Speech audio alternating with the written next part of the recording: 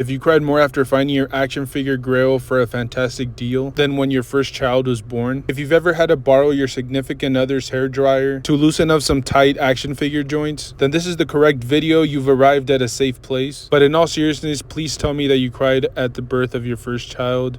Please, like, seriously. But anyways, let's get straight into today's video because there's probably not enough saliva in my body to withstand another one of my wild rants. Luckily, this isn't technically a rant. This is more of me just thinking out loud, sharing my personal opinion, my personal thoughts with you guys, because I did make a video that is somewhat related or somewhat similar to this particular video about 4 to 5 months ago, where I kind of explored the idea or the concept of buying Black Series quote-unquote knockoff action figures from AliExpress. They do have a lot of older molds or molds that are very difficult to find from Hasbro, and they also have some particular clone troopers that we haven't even seen from Hasbro, so they had a kind of a mixture of both. But that was basically the entire video. Is just kind of me wondering whether it was a good idea to purchase from this website or to continue being a Hasbro loyalist. Not that I would necessarily consider myself a very loyal customer,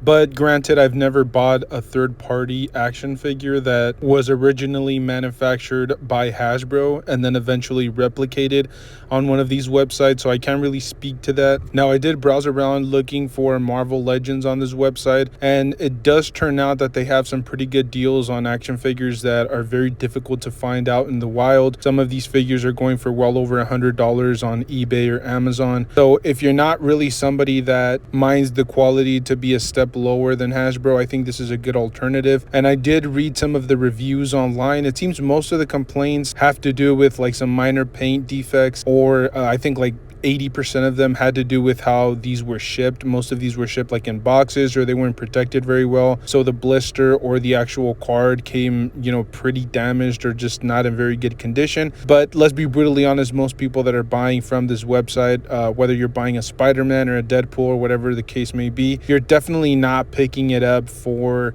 display purposes. I don't think anybody's really looking to display this like mint on card, especially because it's a third-party action figure. I feel like most people are just looking to open them up and actually pose them and display them. So I would highly suggest you read through the reviews. As I mentioned, most of them are going to complain about the packaging and the way that they were shipped, and then some other ones, I read one where like you couldn't take the head off of one of the figures, but again, they're minor little defects, and for the price point, I really don't feel like you could complain too much. Now, I think one of the other big issues that a lot of people are going to run into or are going to think about when they're purchasing from this website is whether supporting this type of website could actually hurt Hasbro in the long run.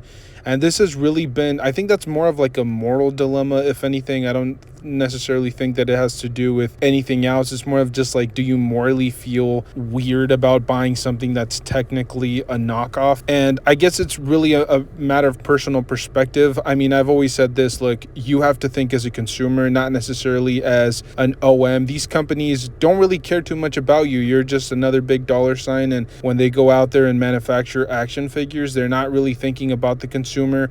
If at any point they give you a really good deal on an action figure, it's just because maybe they don't feel like that particular character is going to sell very well, or maybe their profit margins are pretty good and they just felt like maybe throwing in an extra accessory or whatever the case may be. But at the end of the day, they're a business and they're going to think like a business. I see a lot of these big time content creators who are constantly saying, well, the main reason why you should buy this or support this company is because then we'll get more really good stuff down the line, and they use that excuse a lot for like repaints or reuses for a lot of accessories. They're constantly having the consumer look at it from the OM's perspective or their point of view.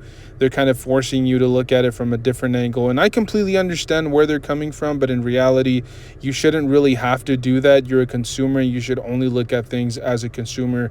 So if somebody else is offering a similar product for much cheaper, then I think you should definitely consider picking it up. And it's really going to be up to you. You have to be aware that maybe the quality isn't going to be up to the standards of Hasbro. As I mentioned, reading through the reviews, that seems to be a pretty consistent issue. But if that really doesn't bother you, I mean, you're looking at potentially, and I'm not sure what the deal is going on here, but they have like a $10 deal going on some of these Marvel Legends. It's some sort of like welcoming price point. So, I mean, at $10, it's a great deal. Compared to having to spend, $140, $150 for the original. If we're talking about like the animated retro carded Spider-Man, if it really bothers you that much, I guess you could go out and buy the original. Personally, I don't think that it's like a morally reprehensive situation. I don't think like it's something that you should carry on your conscience. I guess to an extent, maybe. But you have to realize that there are a lot of replicas. There are a lot of things getting replicated out there, especially if they're really expensive and they're very difficult to find. Some people just choose to do it. In my personal opinion, I'll be brutally honest with you guys, I don't think there's anything wrong with it. It's just a matter of what makes you happy. I mean, if it really bothers you that much thinking that you have a third-party knockoff action figure in your display, then to be brutally honest, you should just avoid it. It's not really that big of a deal to you.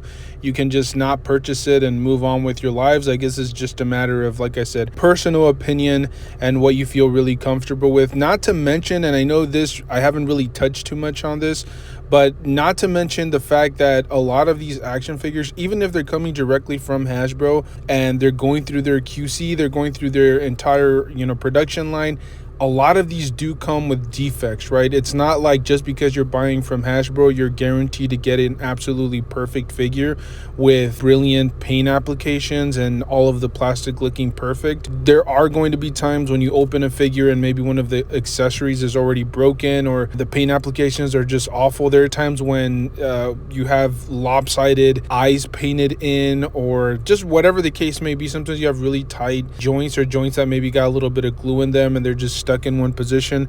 So just because, as I mentioned, you're getting it from Hasbro, it doesn't mean you're going to get a perfect figure. So, it shouldn't really bother you that much to go to an alternative. Obviously, if these figures don't ever exist from Hasbro, they probably wouldn't exist from these third-party knockoff websites. And like I said, I don't really know how they're getting their hands on these molds. They could potentially just be QC rejects from Hasbro. They could potentially just be molds that maybe somebody stole from Hasbro, or they've replicated a figure, or they've like reversed engineered the action figure and just made molds based on that. So that's probably my personal guess. But as I mentioned, it's just whatever makes you happy, whatever you're content with. I don't necessarily feel like you should be drawing lines anywhere for other people. I mean, if they enjoy picking up third-party knockoff figures and it doesn't really bother them as much, I think that they should be allowed to do so.